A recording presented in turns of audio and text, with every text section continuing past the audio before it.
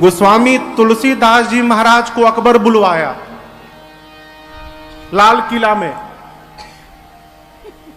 भैया बोला, सुना हूं कि तुम कोई राम जी के चरित्र के ऊपर किताब लिखे हो, बहुत प्रसिद्धि मिली है, अकबर चरितमानस लिखो। अकबर ने कहा,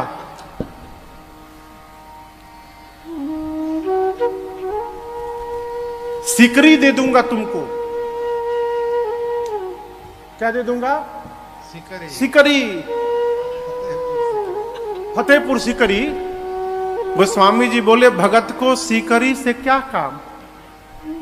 आवत जात पनहिया टूटी बिसर गयो प्रभु नाम, भगत को सिकरी से क्या काम? इतना दूर बुलवाए हो, गांव पांव का खड़ाऊं टूट गया तो उतनी देर भगवान का नाम भूल गया मैं। आने में यदि भगवान का नाम भूल जा रहा है, तुम सिकरी दोगे तो भगवाने ना कहीं भुला जाए, इसलिए हमको तुम्हारे सिकरी से कोई लेना देना नहीं है।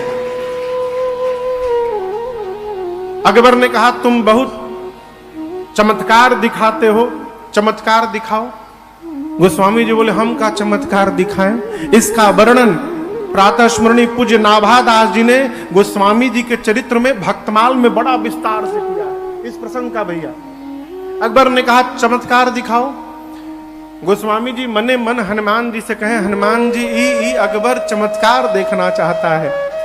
हनुमान जी बोले, ठीक है चमत्कार दिखेगा, लेकिन जब रो के आपके पास आवे माफी मांगे तो माफ मत करिएगा, कहिएगा और चमत्कार देखो।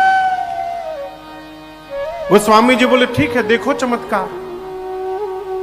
वर्णन आता है, इतने वानर आ गए उसके लाल किला में, इतने बानर आ गए, सब लगे उत्पात करने। अकबर की रानियां उनके कपड़े फाड़ डाले, झूमर तोड़ दिए, अकबर को उठा के पटक डाले बानर।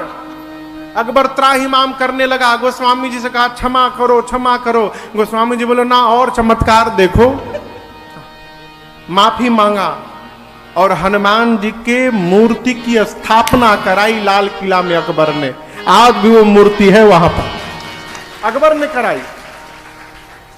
अब इसके बाद गोस्वामी जी चले तो सोचे वृंदावन है, चलो वृंदावन में संतों का दर्शन हो जाएगा। तो एक कन्हैया के मंदिर में गए। पुजारियों ने कहा कि कृष्ण भगवान है, प्रणाम करिए। गोस्वामी जी की निष्ठा देखिए, विश्वास नहीं परम विश्वास का परिणाम देखिए। गोस्वामी जी बोले, मेरा मस्तक वहीं झुकता है जहां हाथ में धनुष बाण होता है, मैं बिना धनुष बाण के प्रणाम करने वाला नहीं हूं। तो कहते हैं भगवान श्री कृष्ण ने उस समय गोस्वामी तुलसीदास जी को रघुनाथ जी के रूप में दर्शन दे दिया। कन्हैया की मूर्ति में धनुष बाण प्रकट हो गए और वो मूर्ति वृंदावन में आज भी है। तब गोस्वामी जी ने प्रणाम किया। ये क्या है? परम विश्वास का परिणाम है। पायो परम विश्राम राम समान प्रभु नाहि कहूं। परम विश्राम वही पूज्यपाद गोस्वामी तुलसीदास जी ने इस श्री रामचरितमानस जी की रचना की है। जितने ग्रंथ बनाए गए राम जी से संबंधित सभी ग्रंथों का नाम रामायण रखा गया। आप सुने भी होंगे, वाल्मीकि रामायण, आदि रामायण, अध्यात्म रामायण, कंब रामायण। लेकिन गोस्वामी जी ने रामायण नाम नहीं लिखा। क्या रखा? राम चरित मानस नाम, राम चरित मानस नाम, सुनत श्रवण पाइय विश्राम, सुनत श्रवण पाइय विश्राम। सुनत श्रवण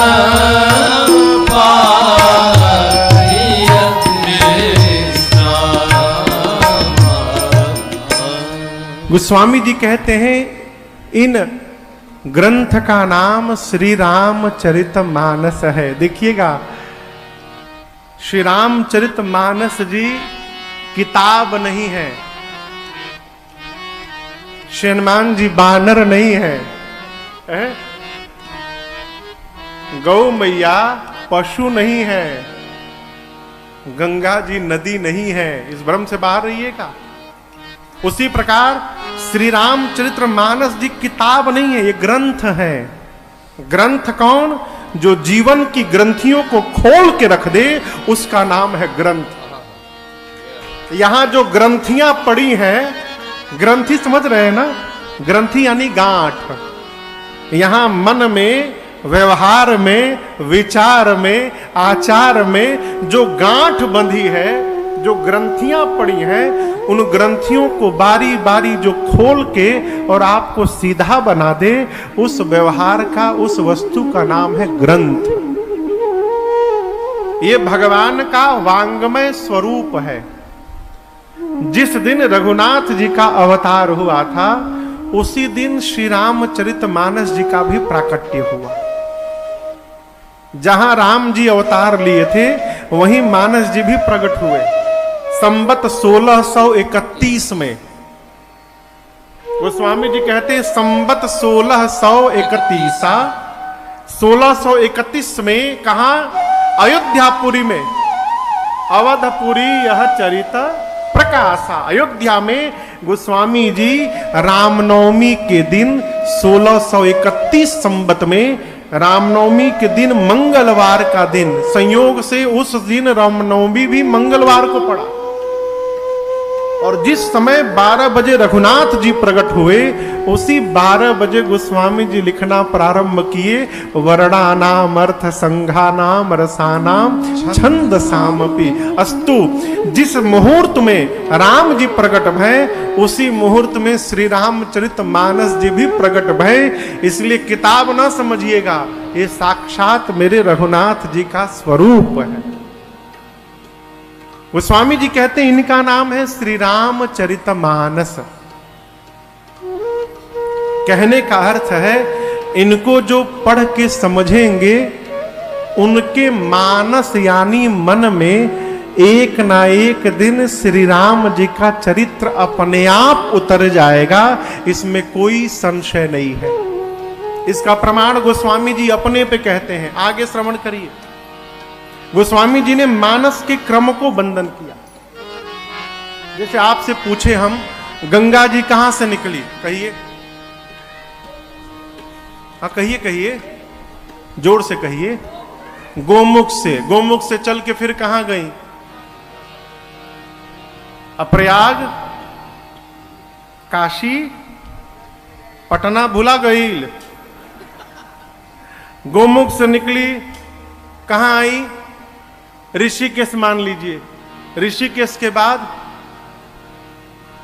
हरिद्वार, हरिद्वार के बाद आगे बढ़िए और प्रयाग, प्रयाग के बाद काशी। कहिए, काशी। काशी के बाद एक बात तो महाराज जी मालूम नहीं है। बक्सर। चलिए, बक्सर। बक्सर, बक्सर के बाद केहू तमिलनाडु मत कही दो हमके। पटना। पटना, पटना के बाद अरे कम से कम बांधा घाट का तो नाम ले लीजिए। यहां से होते हुए गंगा जी कहां गई? गंगा सागर में चली गई। उसी प्रकार मानस के क्रम का दर्शन करिए। कहां से निकली ये श्री रामचरितमानस जी की कथा और कहां तक पहुंच गई है, गोस्वामी जी ने इसका पूरा क्रम दिया। बाबा कहते हैं, शंभु कीन्हा यह चरित सुहावा। सबसे पहले शंभु कीन्हा यह चरित सुहावा। फिर बहुरे कृपा करी ओ महे सुना।